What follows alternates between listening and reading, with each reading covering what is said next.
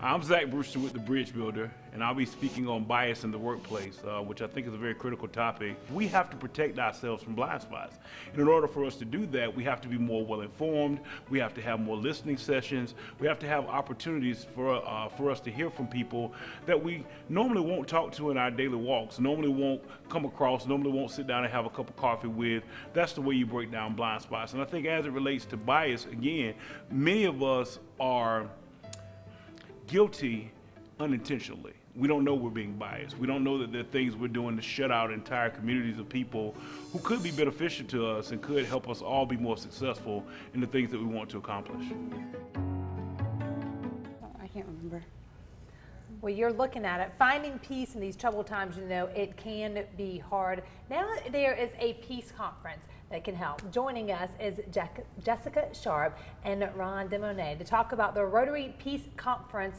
And we just, you know, heard a little piece from him, and he summed it up so well and kind of gives, you know, an idea of what this is. This is a big thing. I love what y'all are doing. I think it's going to make such a difference. Yeah, we're really excited about it. Yeah, this is a follow-up to our 2019 conference. You had a lot of people that one. We had a lot of people. We had about 300 people, and we're hoping to get about 400 this year. That's going to be at the Greenville Convention Center May 12th. That's correct. Need to buy a ticket.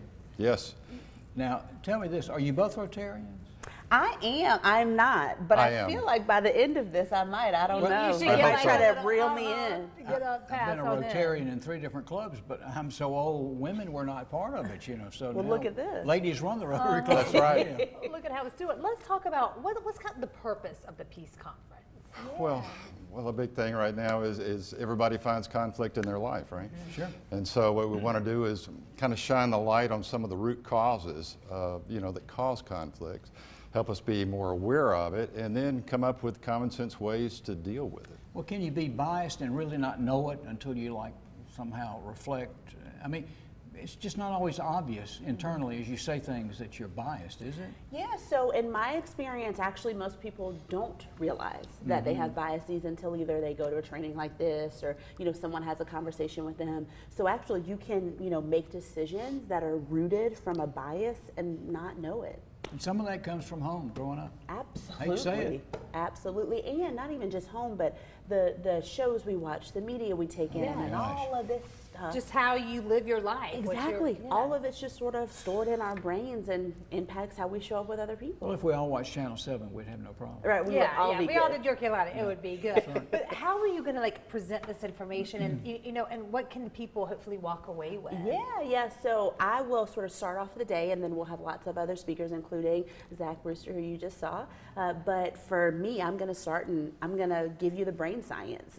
So I'm going to tell folks exactly what is going on in their brains. I'm going to tell them what bias is, why it's something that doesn't make you good or bad. It just means you have a brain. And then we're going to, throughout the day, really help people understand, here's what I need to do to control for my biases. But I'm going to start with some brain science. That's going to be really eye-opening. And, you know, I know you're wanting, you know, and you're going to get, because, you know, we hear this thing is like selling out, 400 people. That's a great amount. But think about how many people live in Greenville alone. I wish they could have just a little piece of what y'all are doing, which is why we're, you know, we want to have y'all on here so you can kind of start to think about how do you see things. I told them in the lobby before they came back, maybe every town should have one of these conferences. Absolutely. Wouldn't it be a that's better the world? way It'd you have to be make real better. change. Yes. Exactly. Exactly.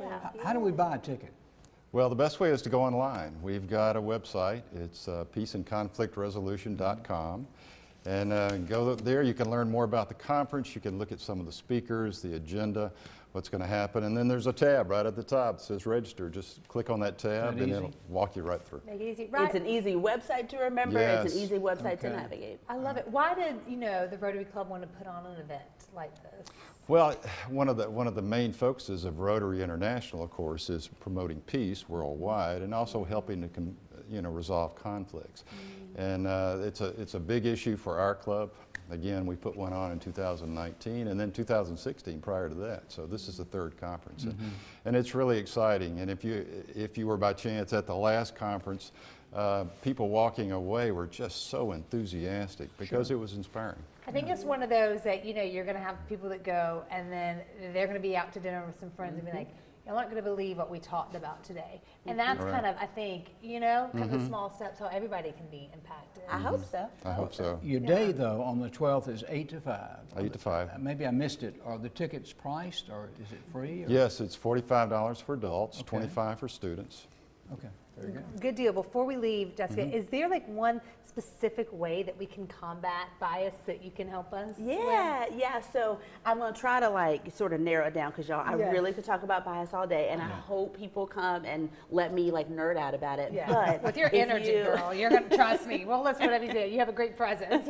So, I mean, if you are an individual and you're like, okay, I want to sort of manage my bias, I'm actually going to give you two things. Okay. The first one is learn a little bit more about bias, and our website actually does that. But then the second thing I'll tell you is anytime you're going into a new conversation with somebody, like take some deep breaths. You know, you don't have to do it for a long time, just sort of calm your body down, and I won't nerd you with the science for now, but basically it just means you're going to be more in charge of what's going on in your brain. You would start out and make an assumption. Like you see a nice person in a suit, you're like, oh, well, this person has This person must be this, and right. this. Well, Right. but God gave you 2 ears and 1 mouth. Well, exactly, Sometimes yeah. you need to listen a little bit more. Exactly. Yeah. So that's it. Just take some deep breaths before you go in that conversation Yeah.